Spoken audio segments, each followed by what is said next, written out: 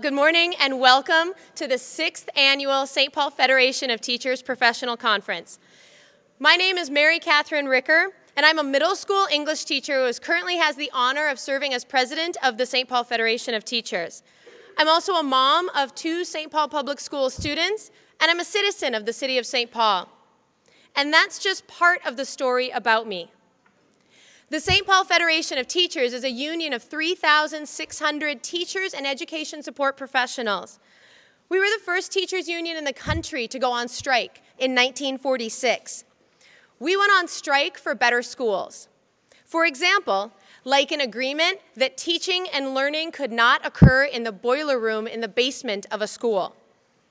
We have some of the most progressive and professional contract language in the country, and yet that is still just a part of the story of our union. There's another story about us, and a story about public education in general. Maybe you've heard it lately. It's not a story that begins with once upon a time, and there are people who are making it their life's work to make sure our story does not end with happily ever after. It's the story being told of us that says we're all bad teachers, that we're unqualified, unmotivated, and uncaring. This story goes on to say that teaching is a racket, and we got into it for the big payouts of salary, health insurance, and pensions. It's the story that seeks to divide us from the students and families we serve. In language arts, we call stories like that fiction, because we know they're not true. It's time for us to tell the story of why we want to work with students, why we want to work with families, why we went into teaching, why we joined a union, and why our union wants to represent us. It's one of the reasons our union developed this professional conference, and you know it's one of the reasons you're here today. We're doing our part to do our jobs. This professional conference is an outgrowth of 2 St. Paul Federation of Teachers members who saw their union as their professional home, Karen Odegaard and Stephanie Pignato. They proposed this conference as a way of meeting the professional needs of teachers and leaders so that we could better meet the needs of our students. We're committed to our students as individuals, and we're committed to our students as a union. We're committed to our profession as individuals, and we're committed to our profession as a union. Does this sound like the greedy, nameless, faceless teachers union you hear about every day in that dominant story? I don't think so. So why aren't they seeing us for who we are? Why, when they seem to be clamoring for a union to behave differently, when they find one that finally does, they treat us the same as they have always treated us? Let's look to Wisconsin to explore what's really behind this story. Most of you know that the attack on public employee unions started in the guise of budget cutting. Eliminating rights like ours was supposed to help that state save money. Except when that was proven to be a lie, then it became about attacking public employees.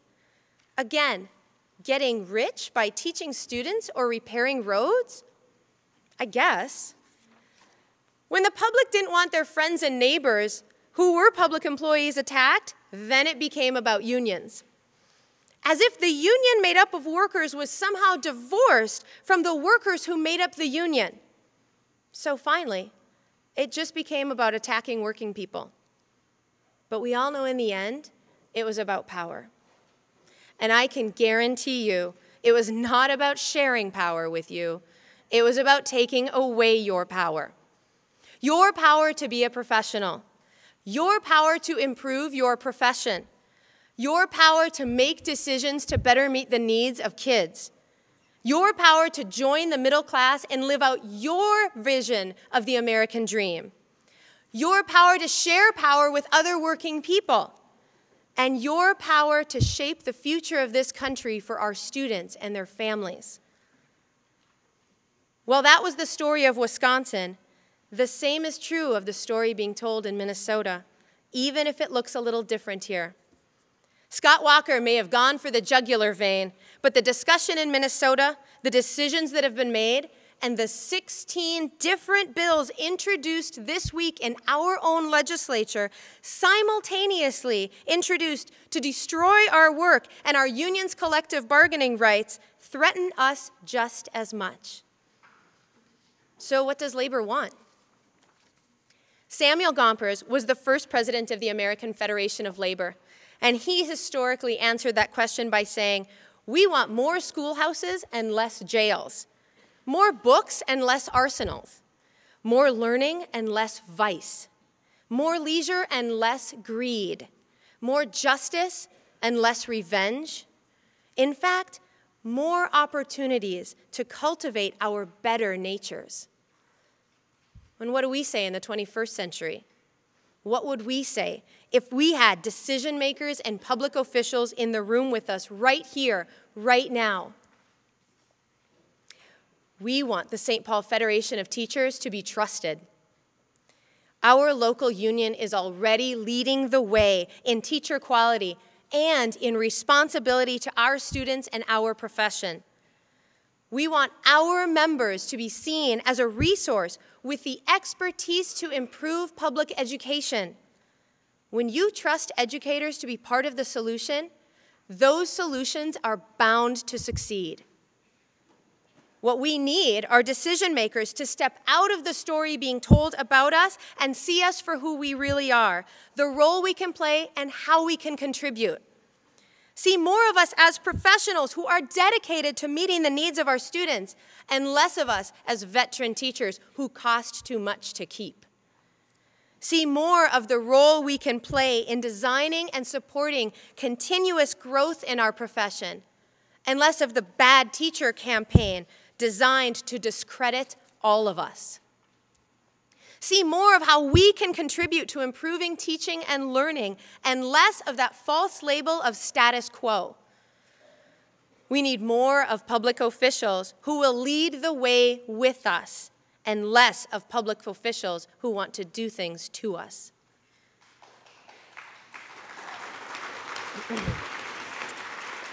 Thank you. Make no mistake, public officials and decision makers, they have a choice. They can stay in the narrative that seeks to destroy our ability to meet the needs of our students and our profession, or they can step out of it.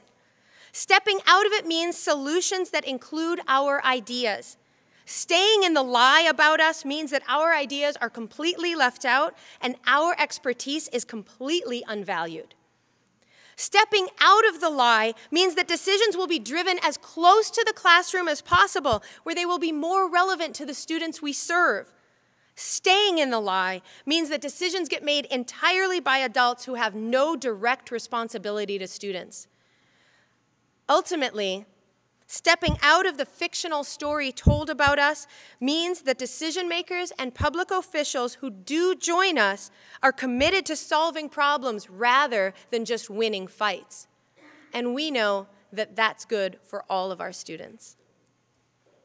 One of the many steps you have already taken to step out of that fictional story is by being here today, taking a step to learn from your colleagues and meet your professional responsibilities. Please invite a decision maker or public official to step out of that story and step into the story of us. Step into the work we do to meet the needs of our students and families. Invite them to step into the reality of the work our union is doing to improve our profession. Thank you so much for being here today. Thank you for the work you do on behalf of the students and families of St. Paul Public Schools. And thank you for being part of the community of the St. Paul Federation of Teachers. We're glad to have you here.